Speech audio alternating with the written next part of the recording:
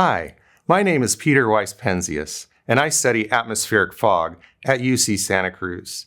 In this video, I will explain what is fog, how it forms, and what we are doing to try and harvest it as a water source. Coastal fog and low clouds originate over the Pacific Ocean, usually in the summertime, when they act as a buffer against our extreme heat. In this satellite picture from September of 2020, one can see the coastal fog hugging the coast, but also the forest fires that were burning inland during this particularly bad summer. Notice how different the fog looks compared to the smoke in this picture. Zooming in a bit, we can see how fog affects our coastal weather and our environment by bringing shading, cooling, and even drizzle or fog drip.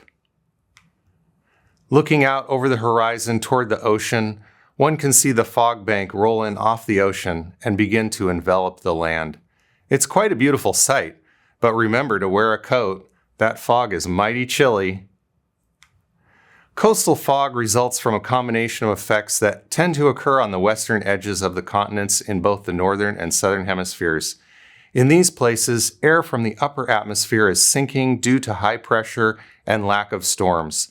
That compresses the lowest layer of the atmosphere to the cool sea surface, which causes the water vapor in the air to condense and turn into cloud droplets. While this is happening, hot air over the inland valleys during the summer rises up and must be replaced with air that blows in from the coast, which brings the fog with it.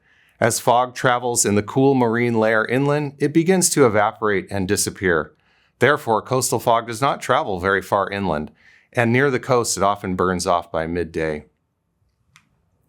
As the fog is simultaneously coming inland from the ocean and evaporating over the land, it can result in amazing shapes and patterns. Fog can also ruin a day at the beach. While it can be sweltering in San Jose during the summer, Santa Cruz stays nice and cool. Don't forget to bring a sweatshirt. Fog can be so dense that one could get lost walking in a forest or an unfamiliar area. And fog is to blame for transportation accidents all over the world, so we need to study fog for a variety of reasons. Fog is increasingly recognized as a viable source of drinking water in arid regions with high fog density around the world, and so people are becoming more interested in trying to harvest fog water for useful purposes. Beetles have been harvesting fog water in the Namib Desert of Africa forever, one of the driest places on Earth. Humans, too, have invented fabrics that are effective at collecting the tiny fog droplets from air.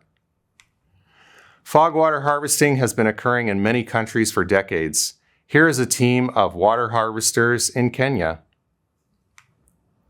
This man is in the Atacama Desert in Chile, where they subsist almost entirely on fog water. We are learning a lot from our Chilean colleagues about how to harvest fog water.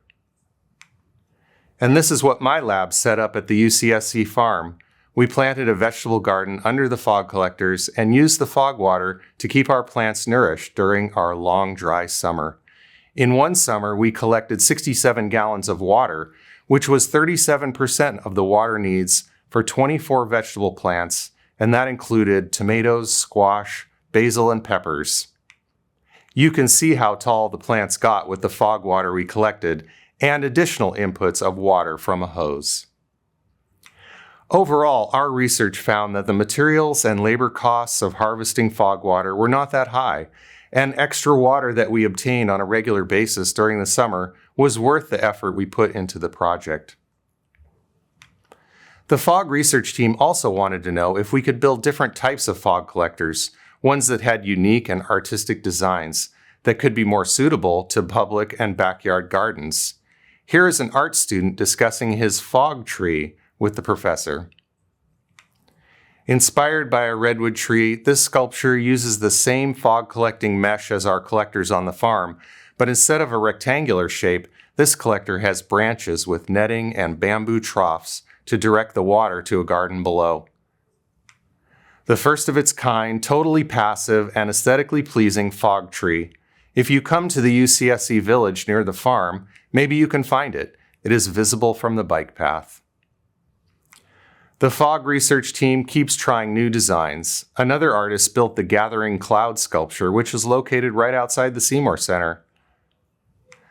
The copper mesh in each cloud disk will collect droplets from the air and drip down to the ground below.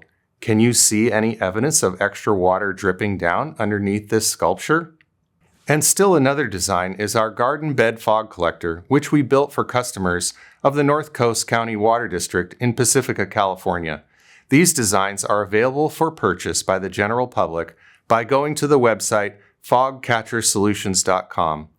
The idea of this fog collector is that you put soil and plant a garden in this garden bed, and the fog collected drips straight down onto the plants. The frame is made of bamboo, so it looks nice in a backyard. To sum up, fog is a curious weather phenomenon that we are extremely lucky to have here on the coast of California. A cold day at the beach is well worth the cooling, shading, and water that our coastal fog brings. Next time you see some fog outside, think of where it came from and how that cool moisture is a little gift from the great blue sea.